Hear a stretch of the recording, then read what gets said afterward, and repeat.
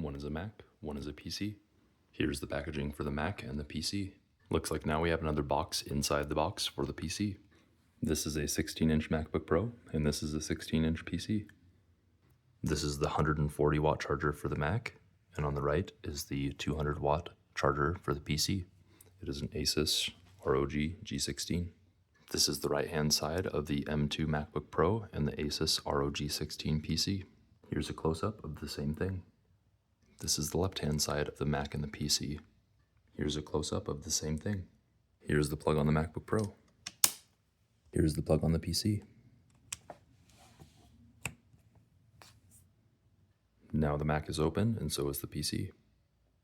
Here are the Mac and the PC asking for Wi-Fi. Here's the Mac. Here's the PC. Here's the screen reflection on the Mac. Here's the screen reflection on the PC. Mac. PC. Bottom of the Mac and bottom of the PC.